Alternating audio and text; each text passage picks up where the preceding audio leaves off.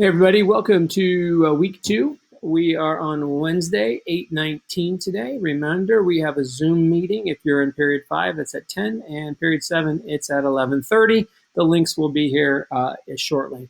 Recall that you guys have just done some activities on the Northern Renaissance, and I asked you to pay particular attention about the comparison and contrast of those two things. So we'll be discussing the Italian Renaissance and the Northern Renaissance and talking a little bit about the similarities and differences. If you're unsure, there's a cool little video here that talks about the similarities and the differences of them. You might be able to watch this video and help you out a lot because this is something they might ask you on an essay question for the test. Okay. We're also going to go over the DBQ rubric, so please be here. I will have a link to that rubric here. I'll probably just link it down here, resource or something like that in a few minutes. All right, so we have 3 activities today. I know today's going to be a long day. Apologize for that, but we got to get through this stuff. It's not that much stuff. These two guys are very similar to each other. Okay. So once we've read the directions, we know what to do. We're going to week 2 folder, day 3 activities. So boom, that's Wednesday, day 3 activities. We're going to come to New Monarchs. I'm going to click it. New Monarchs, guys, are in Europe.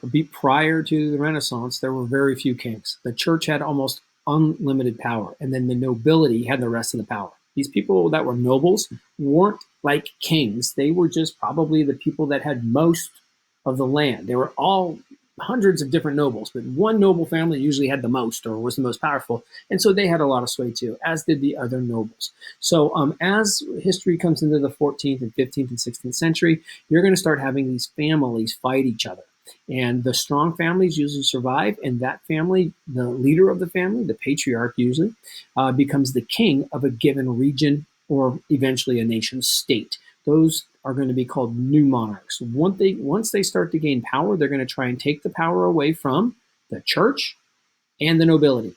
That's their goal, is to get as much power from the church and the nobility, and they're going to do it pretty much by any means necessary. So they're going to have to be Machiavellian in nature to do that. They might have to bribe some people to get their loyalty. They might have to beat some people up. They might have to pass laws to get people to follow them or whatever, but that's what they're going to do. So you're going to learn a little bit about the new monarchs. So you're going to watch this video, and as you watch it, you're just going to answer a few quick questions right here. Good, just 5-6 questions there. Remember, here's the video again, link here. So it's here and it's there, just in case something goes wrong. I like to put it in 2 spots, just in case of emergency. So boom, go up here, press submit. Pretty easy. When I ask you to explain, guys, make sure you explain. This is the in your own words part for sure, right? And then, you're just listing things here. Who's opposing those things? If you were just listening, I just told you. All right, cool. So that's new monarchs. And the next activity is going to be, we're going to go from that to the activity number 2. And that's the new monarchs graphic organizer. Again, this one's set up a little bit different. So answer the following questions using the textbook. Guys, you have 2 books. You have a book that's like has a white cover on it. That's a review book. We will be using that probably heavily, so don't misplace it. That's just called the AP Achiever, the review book. This one, if I can do that right, Western Civilization is the textbook. So don't use the other book, use this book.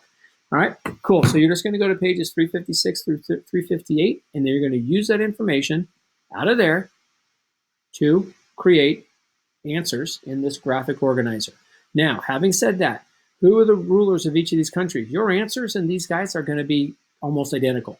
Cool? They will, because it's a name of a person. So don't freak out like, oh my gosh, how do I change Henry or Philip the first? You don't. It is what it is. You just put the name here. So don't stress out that. Say, how did they just explain in your own words how they took power from the church. And then explain how they took power from the aristocracy. The aristocracy, see if I can do this, because some of you know this word better. The aristocracy is the nobility. These are the rich, land-owning people who have had power. Remember, I told you the new monarchs are these new kings and queens that are trying to get as much power for themselves. And to do so, they have to take power from the people that already had it. That's the church, and that's the nobility. All right? So just show me how they do it in each of those things. Again, this is probably not very long. This is probably a 20-minute activity, 25 max. Cool. Last but not least, we're going to go back to new monarchs, and we're going to do our last activity, and this is failure to centralize. So the thing that happens here, and this one's pretty short too. Awesome. Go to the book, pages, just it's a page and a half of reading. Cool. And all you're going to do is answer these questions. So there's places in Europe where these new monarchs, these new kings, do centralize. Okay, France, England, both centralized power. Okay, Austria is going to be centralized power. Russia, centralized power. Spain, centralized power. However, there's other kings and other nobility in other places that are trying to gain power too and centralize it and take it from the church and take it from the nobility. Places like the Holy Roman Empire. If you don't know where that is, it's kind of modern day, I don't know, modern day Germany all the way down to Italy. Okay, kind of Switzerland's in there. Okay, they're going to try. The Holy Roman Emperor is going to try to get as much power as he can, but he's going to fail. So failure to centralize. Poland, the king of Poland is going to try to take power from the nobility there, and he's going to fail. You're going to learn why he failed. That's essentially it. You notice how it's why. Bohemia, which is Czechoslovakia today, their king tried. They can't do it. So you're going to learn about the 4 different areas where centralization, where new monarchs tried to get the power, they just couldn't.